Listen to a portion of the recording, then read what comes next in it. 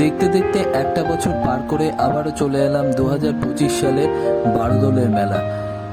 এই বারোদলের মেলাকে ঘিরে কৃষ্ণনগর এবং কৃষ্ণনগরের বাইরে নদিয়াবাসীর মধ্যে, নদিয়া তথা পশ্চিমবঙ্গের সকল জেলার নাগরিকদের মধ্যে একটা আলাদা উন্মাদনা কাজ করে এবং কৃষ্ণনগরের কৃষ্ণ নাগরিক বৃন্দদের মধ্যে তো একটা বছর ধরে অপেক্ষা করে থাকে এই কবে আসবে কৃষ্ণনগরের বারোদল মেলা।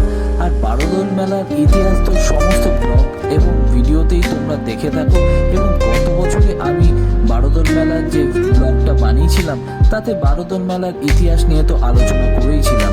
তো আজকের ভিডিওটা একটু অন্য ধাঁচের হবে, অন্য স্বাদের হবে। তো আজকে তোমরা বারোদল মেলার কিছু খুঁটিনাটি বিষয় তোমাদের সাথে শেয়ার করি। এই দেখো, বারোদল মেলায় যে চলে এসেছি ঢুক মারতে প্রথম দিনে। তো প্রথম দিনে মেলা জমজমাট হয়েছে তাও বলবো না, আবার একদম ফাঁকা হয়েছে তাও বলবো না। বারোদল মেলার যে মূল আকর্ষণ সেটা কি, এই যে দেখতে পাচ্ছ জয়গুরু পাঁশকুড়ার চপ, বাহ! এই দেখো ফাস্ট ফুড, এই দেখো জায়ান্ট হুইল, বাবা দারুণ দারুণ। এই দেখো মোমো স্টল,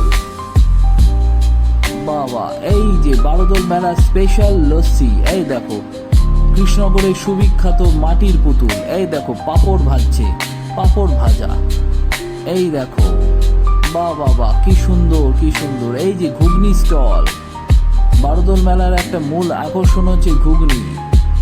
এইবার আমরা চলে আসছি যে স্টলের সামনে, সেটি হচ্ছে মালাই কুলফি।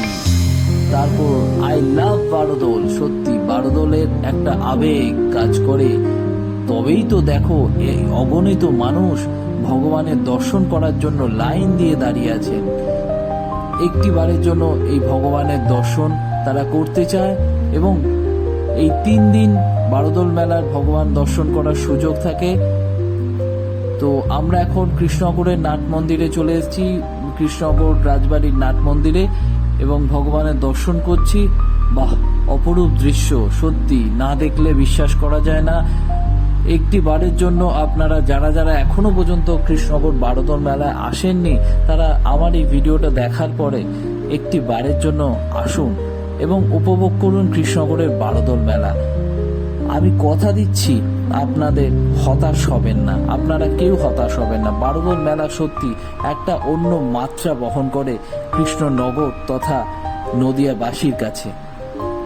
তো বারোদল মেলার খুঁটিনাটি বিষয় আশা করি তোমাদের সামনে আলোচনাটা যেটা করলাম সেটা তোমরা কিছুটা হলো বারোদল মেলা সম্পর্কে জ্ঞান অর্জন করলে, এবং বারোদল মেলার আগামী দিনে আরও মেলাটা বড় হবে এই আশা নিয়ে আজকের ভিডিওটা এখানেই শেষ করছি।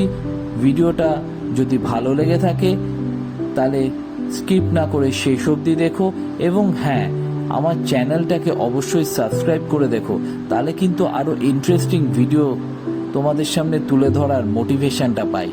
আশা করি এই সৈকত ডেয়াটের ইউটিউবের ক্যামেরা যেখানেই যাবে তোমাদের সুন্দর সুন্দর ভিডিও দিয়ে মনোরঞ্জন করবে।